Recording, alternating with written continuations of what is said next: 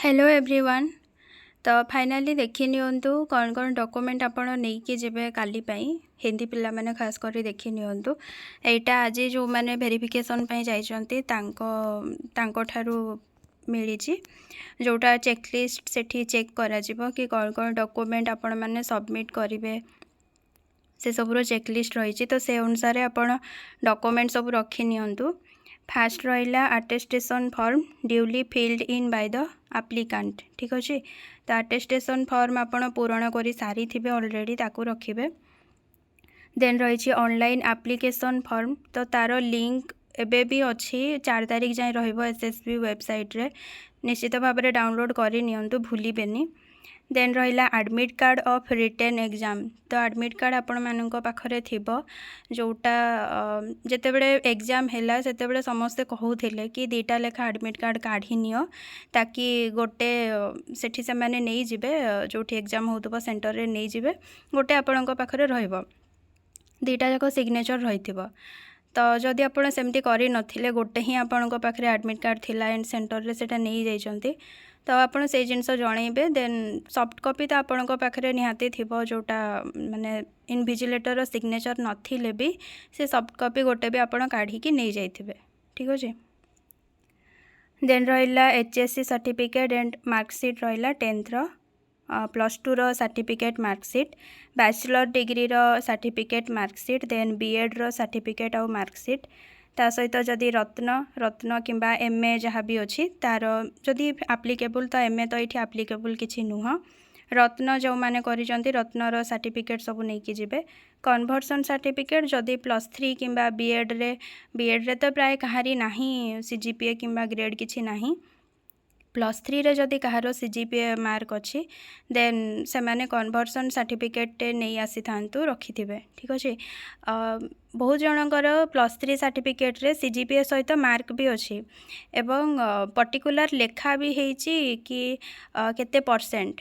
तो जदि मार्कशीट रे ही पूरा परसेंटा लेखा होईची जमती कि उत्कल यूनिवर्सिटी प्राय अच्छी सेमिति सर्टिफिकेट जो थे मार्क भी रही प्लस सीजीपीए भी रही प्लस से मार्कशीट रे ही गोटे लाइन पूरा लिखि दिया जे केते परसेंट अच्छी बोली। तो सही क्षेत्र में सीजीपीए दरकार नहीं से जो सीजीपीए कन्वर्सन सर्टिफिकेट सेटा दरकार नहीं। जदि आपणकर पर्टिकुलर कोठी लेखा नहीं जे सीजीपीए अनुसार केते परसेंट होउची ताहले आपण कन्वर्सन सर्टिफिकेट गोटे नहीं कि जिबे। देन रहा ओएस्टेट सर्टिफिकेट एवं मार्कशीट। तो मार्कशीट तो सेमती किसी ना जोटा ओएस्टेट आपणकर सर्टिफिकेट आसी सेटा नहीं कि जिबे। 10th स्टैंडर्ड ओडिया पास सर्टिफिकेट जो मैंने एक्स्ट्रा गोटे परीक्षा दे था जो मैंने धर इंग्लिश मीडियम पिला 10th रे तांकर ओडिया नथिबो से माने सेठु पढ़ा सरला परे आ गोटे ओडिया पास एग्जाम मध्य दे थांती तो तांको पई एटा ओडिया पास सर्टिफिकेट। देन रहा कास्ट सर्टिफिकेट जदि एसटी एससी एससी बीसी भितर को भी कास्ट अच्छी तो कास्ट सर्टिफिकेट देखो जोटा आप अप्लाई बेले यूज करते भी सांगरे रखिथे एवं रिसेंटली जदि आप काढ़ी तो ताकू भी आप सांगरे रखिथे।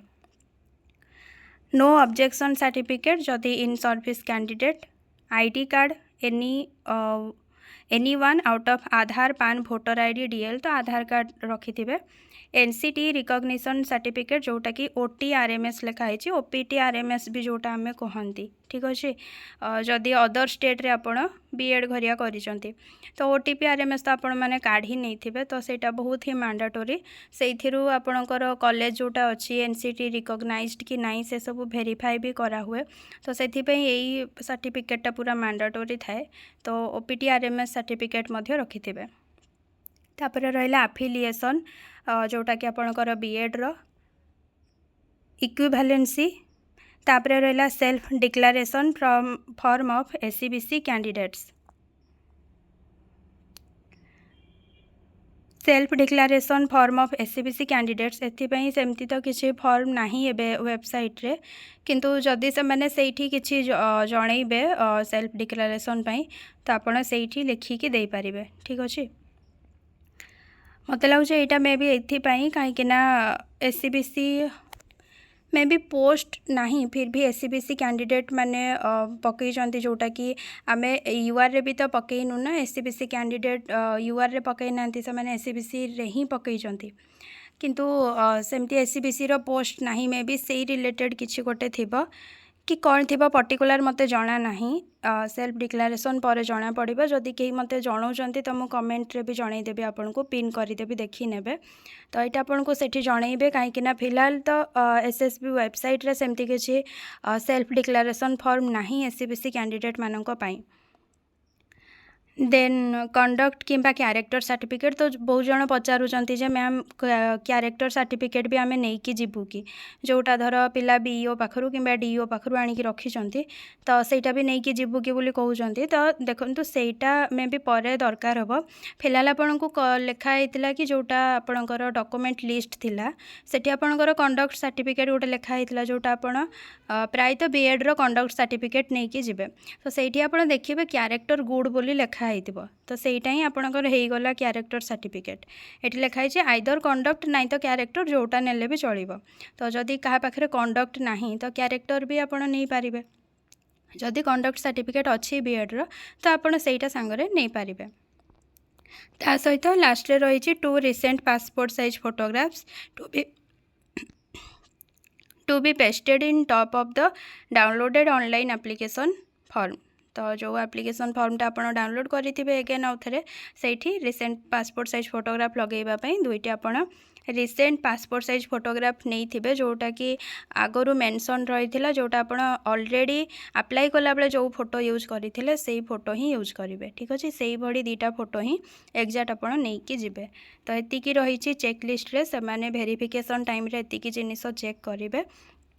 तो खाली ये गोटे डाउट रहीगला कि self declaration form of SCBC कैंडिडेटा कौन जदि किए आज वेरिफिकेशन पे जाइथिले एवं वीडियो देखुचंती जना अच्छी तो आपने निश्चित भाव में कमेंट करी जनईदेवे ताकि काली परदिन जो मैंने सबू जीवे वेरिफिकेशन पे तांकु सेथिरे असुविधा हबनी एंड मते लगुच से किसी गोटे अंडरटेकिंग टाइप लिखापी देवे कि जहाँ भी हो सेठी गले जना पड़ेगा।